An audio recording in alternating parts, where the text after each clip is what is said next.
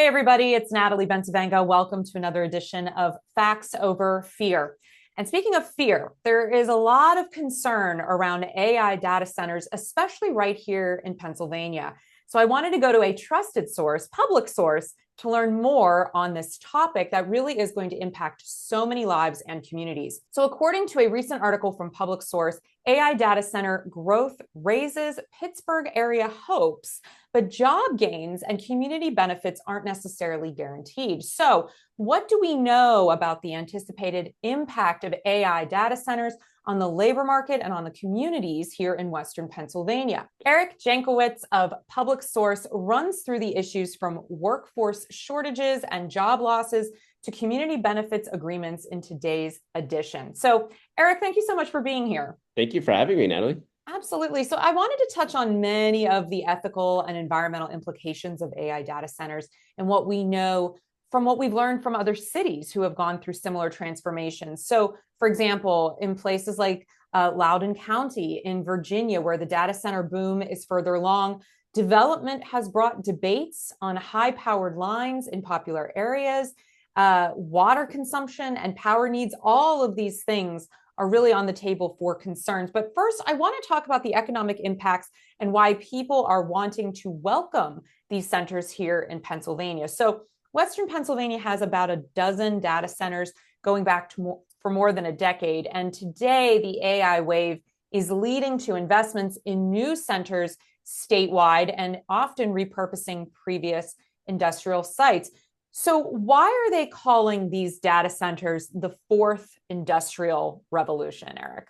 Yeah, I thought that really crystallized it for me when I think it was Augustine the third who mentioned the fourth generation or fourth revolution.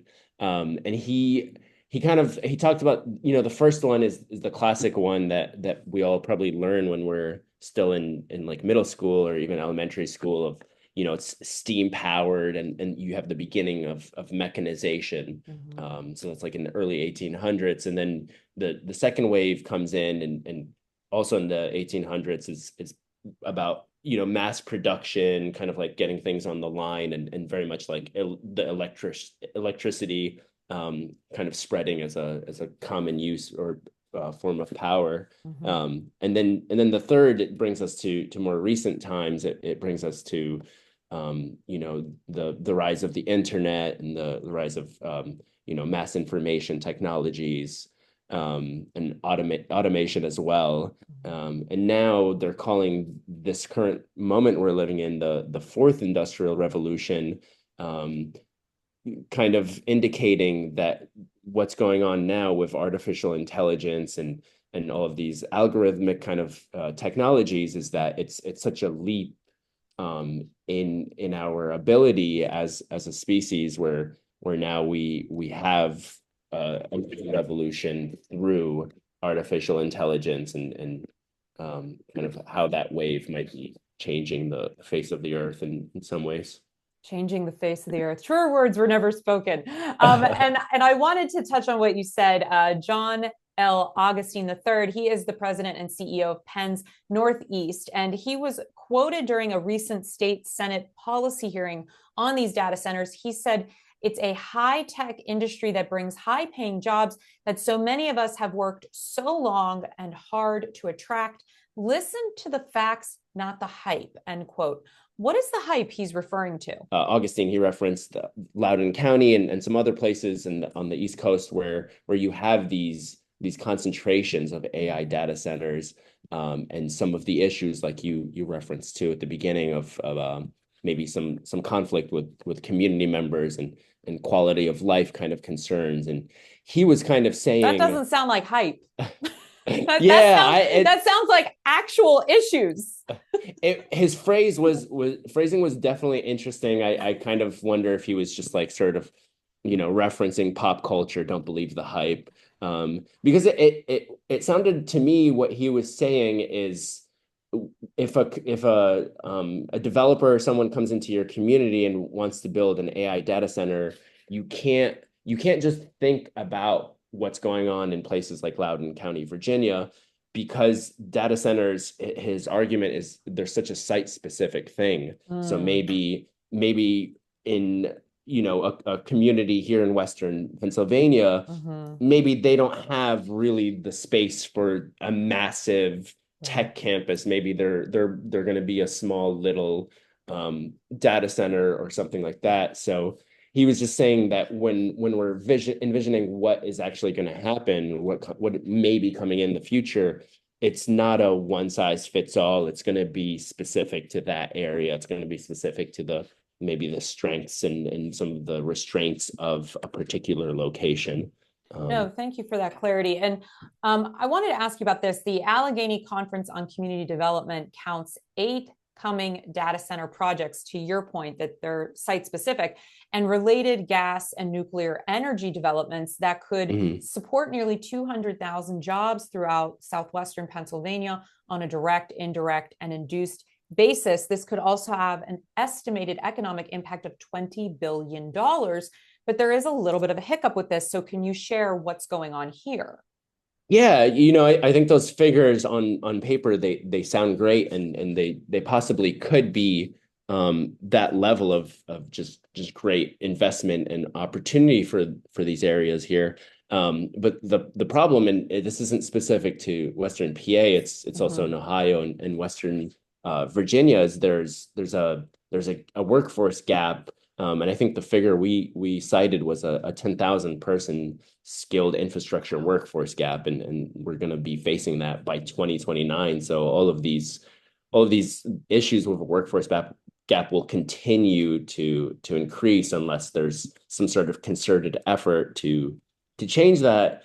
And there is, but the question is, in a lot of these communities where a population might not even be that high. Today I was just in Clairton. The population there is about 6,000 or so. We all know this. There's been a massive amount of depopulation in our region, and so it really sounds to me like this could be an issue tied to immigration as well.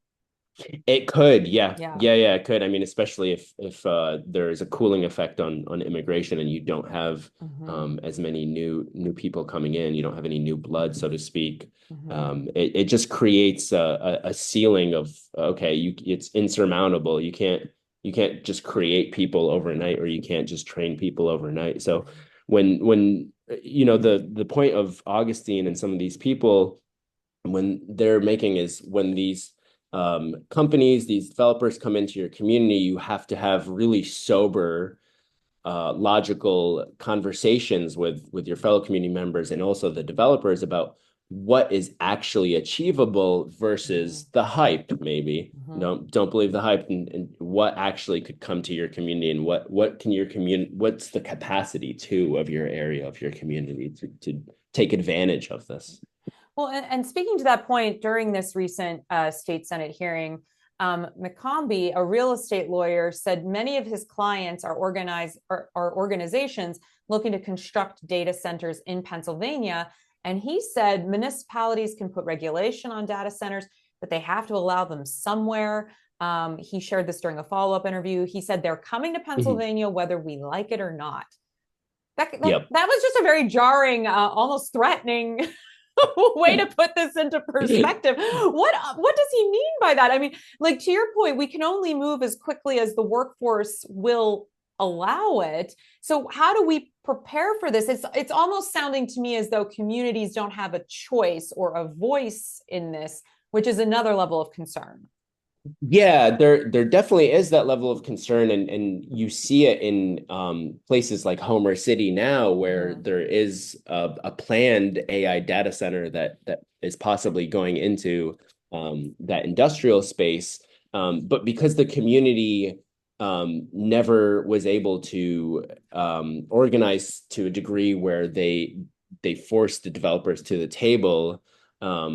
There was no way of them kind of leveraging this interest in creating a data center to then say, hey, if you're coming in with this, we need you to put X amount of dollars aside for maybe investment in local businesses, what have you. And so Ash Rakomi, I really appreciated my interview with him because he was saying that there was this inevitability to it, but also what he was saying about municipalities and regulations is that if they have the foresight, they could zone their area to limit that kind of development, or maybe the developers would have to ask for a variance to build their data center. So let's say a community says you can only have a building that's, I don't know, 6 stories, let's say, I'm making this up. And the data center's like, shoot, stories isn't enough for us. We need 8 stories. Hey, community X, can you give us a zoning variance? Well, the community could say, well, okay, yeah, we could maybe give you a variance, but we need something in return. And that's where you could start leveraging community benefits against these dollars that are coming in. Okay. And we're I seeing think that that's happen in some important places. that you're saying that, because that at least shows that there's some agency here when we're talking about how and when and how many could come into a community. So I wanted to touch on something that I think is incredibly important and often sort of glossed over in a lot of these conversations, but it's talked about a lot on social media, which is really water consumption as it relates to these AI data centers. I personally, Eric, did not realize how much water was being consumed to keep these spaces cool, so I could make a meme to see what I would look like if I was on Star Trek or something. And I had no idea, right? So I've given all of that up.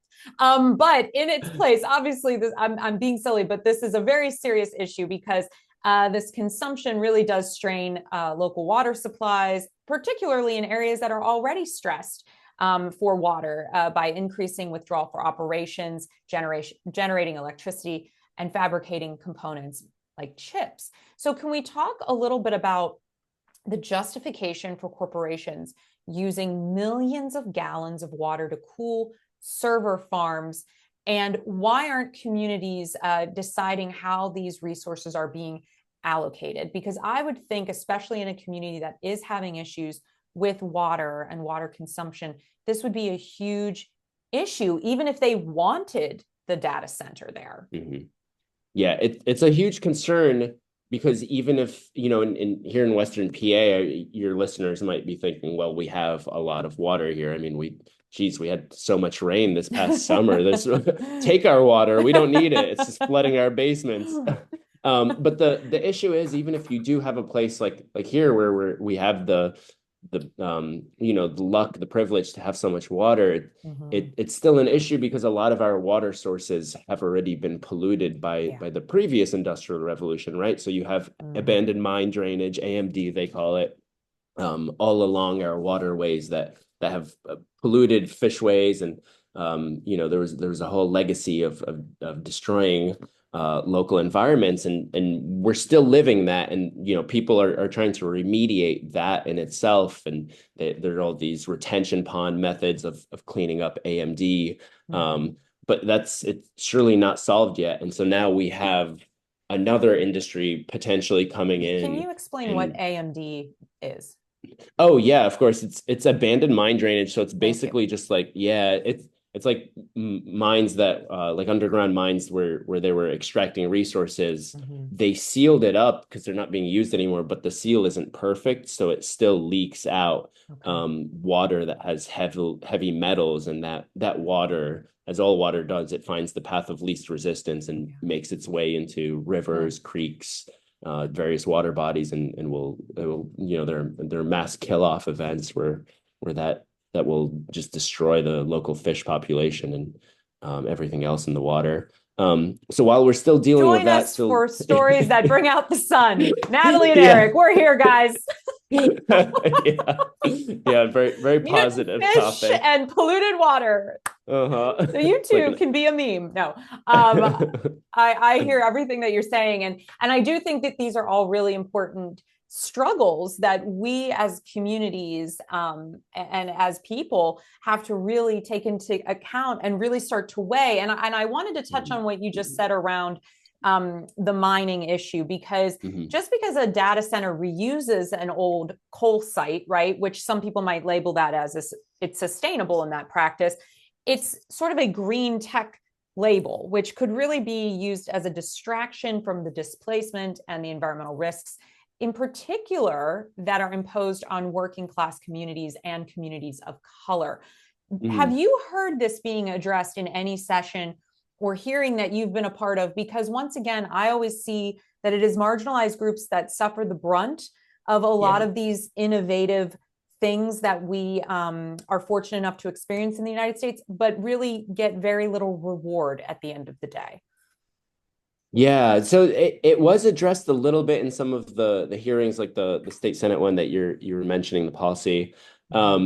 It's addressed, and this kind of goes back to the previous question of water use. It's addressed in the sense that the proponents of AI data center developments, they say all of this tech is still being developed, and there's new breakthroughs and new, more efficient, environmentally friendly ways to cool data centers. So, in PA or Pennsylvania, one of the things that they say is that because our climate is such that it's not as hot, well, at least for now, it's not as hot as places like Texas, right? But it's not as hot, so it's not as demanding on resources like water or electricity to cool it, because you have sort of natural cooling effect of the winter months. So they address it from that point of view, and they address it So do from they the shut them down between May and October? Right. No, Because yeah, exactly. it was pretty damn hot this summer. I'm just saying, like we topped 90 degrees many of those days. I don't know. Absolutely. Seems a little bit like a weak argument. And the irony being these are impacting the environment, which will push climate change further, but they're putting them in these regions because it hasn't been, oh my, that's a cycle of thoughts. It's a cycle of thoughts, and it accelerates all of these issues that you're talking about. And that's why it goes back to community engagement and sort of what they're able to create. And the problem, I think, in an ideal world, community engagement is great, and I think it's so powerful. But in a lot of places, you don't have a unified voice. You don't have people coming together necessarily and saying, okay, we're gonna, as a body, demand something from this mega corporation. You have people who are like, well, we're gonna just take what we could get. We're a Rust Belt town. We don't have anything, and then there's political divisions. There's individualism. People are kind of more in their own echo chambers. Which is why we need public source. Yeah, because I mean, absolutely. truly, this is, to me, because I love local journalism and journalists so much, and respect what you do so much, because this is exactly why I would not have known about this happening right in my backyard if it wasn't for the work of organizations that you are a part of, like PublicSource. I remember Amazon was trying to put a warehouse very close to where I live. And we as a community weren't aware because they were holding online meetings and didn't alert the public. There's not a robust local journalistic, entity around here. We were able to push them out because the community did come together, but it would have been a lot faster and easier had we known. And that is really the power of the pen, in my opinion, and the great work that you do. Before we wrap up, because there's so many things that we could touch on. But I do want to ask you your overall impressions. How fast do you think this is going to move? Will people be able to continue to voice their opinions? Will you be writing about this or PublicSource in general? What is the general consensus for where this goes next with AI data centers in Pennsylvania? Yeah, so I definitely, just take your question in reverse. I definitely will be continuing to follow this extremely interesting and engaging topic, and just by matter of me writing about this now, I'm getting sort of requests for coverage from other companies. CMU is getting investors together. Westinghouse is doing stuff with nuclear generators. So nuclear powers is something that's like coming back, possibly being accepted by people now. So definitely I'll be covering that. And then you had also kind of asked what my thoughts are on AI data centers and what the future might hold. And I want to go back to the interview I had with Esh McComey on this, and he he'd mentioned that, yeah, this isn't a flash in the pan. This is sort of something that's going to be around for a while. We just don't know what that final vision or that final product will be. But he did mention that this interest is kind of most intense now and for the next few years. So in 5 to 10 years, we're not going to be talking about this necessarily the same way as like, oh, there's this new stuff coming in. Like it's going to be old news. It kind of already is old news for people on the East Coast. So it is sort of this moment of like, okay, do we want to seize upon this? Do we want to fight against it? Do we want to, what do we want to do? Do we want to get together and talk about it? Because it is something that's going to be, it's actively happening now, and there are going to be developments in places where they don't need zoning variances necessarily. So it's just about how people respond if they do respond, and hopefully, yeah, my coverage helps people make informed decisions, or, you know, like you said, is they're even aware of it to begin with. That's I think half of the battle, at least, right there. Is just bringing awareness to these things. Absolutely. I mean, that's really why I wanted to start Facts Over Fear, for that exact reason, because there's so much fear mongering, there's so much misinformation, and things become so murky so quickly. I just want to talk about the facts so people can make their own informed opinion when they have all of the information in front of them, which is why the work that you're doing with this topic is so important. And I'm so grateful that you took time to chat with me and to educate all of us and really get us thinking about the rewards that could come from this technology, as well as the drawbacks and concerns, and how can we marry the two to benefit the many and not just the few. So thank you so much, Eric, for being a part of this. Absolutely. Yeah, thank you so much for letting me discuss this really interesting topic. And yeah, definitely love to talk more about this stuff with you and anything else. We will. If people want to follow your work or learn more about what you're doing, where can they go? All of my stuff is on publicsource.org. And they could either just search by my name, or they could just search by topic. Or, you know, Public Source is one of those publications where the search tool on our website is actually really good. I've looked for a lot of newspapers. That's awesome. Search tool wasn't good, but it's very good there. So if you just go on it and just like look up data center, this story that we're discussing and others will definitely come up. Well, I appreciate you. And thank you so much for being a part of Facts Over Fear. And thank you to my audience for tuning in. And as always, until next time, please take care of yourselves and each other. Bye, everybody.